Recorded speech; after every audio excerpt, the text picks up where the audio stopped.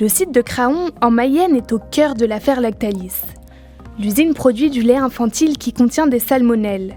Ces bactéries sont responsables d'infections digestives. Après la contamination de 20 nourrissons, un premier lot de boîtes de lait infantile produites à Craon sont rappelés par le gouvernement. Un deuxième rappel sonne, 5 bébés supplémentaires sont touchés par la bactérie. La production est à l'arrêt, 250 salariés se retrouvent au chômage partiel. Plusieurs plaintes sont déposées, familles et associations se mobilisent. 3 semaines après le début de l'histoire, des laits sont toujours commercialisés. Un troisième rappel intervient alors. Cette fois, tous les produits infantiles en provenance de Craon sont retirés de la vente. Selon l'entreprise, la présence de la bactérie est liée à des travaux réalisés sur le site.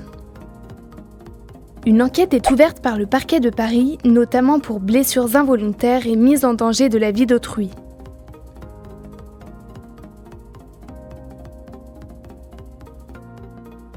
Le gouvernement est critiqué dans la gestion de la crise. Celui-ci a effectué un contrôle sanitaire de l'usine 3 mois auparavant.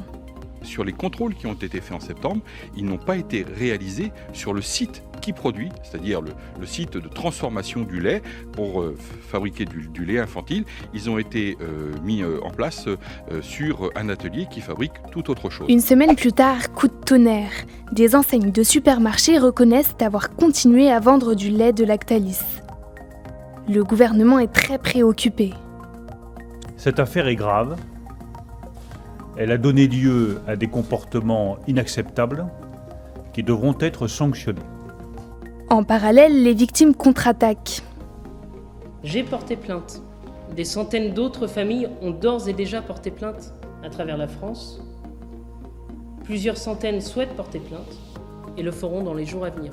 Le discret PDG de la boîte, Emmanuel Beignet, sort enfin du silence dans une interview au journal du dimanche.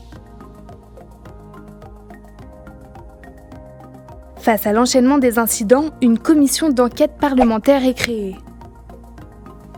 L'Assemblée nationale a constitué une commission d'enquête chargée de tirer les enseignements de l'affaire Lactalis et d'étudier à cet effet les dysfonctionnements des systèmes de contrôle, d'information, de la production à la distribution et l'effectivité des décisions publiques qui eussent pu ou ont été prises. Dans le cadre de cette procédure, le directeur du groupe Lactalis, Emmanuel Beignet, est convoqué à l'Assemblée nationale. Je voudrais renouveler mes excuses à titre personnel et puis au nom de tous les collaborateurs du groupe, auprès des familles des bébés malades, auprès de celles qui se sont inquiétées. Je mesure pleinement la souffrance de ces familles et à ma connaissance, tous les bébés vont bien, c'est vraiment l'essentiel pour nous. Les autorités gouvernementales autorisent la réouverture du site de production. Déjà en 2005, le site de Craon, détenu à l'époque par l'entreprise Célia, avait vendu du lait de premier âge contaminé.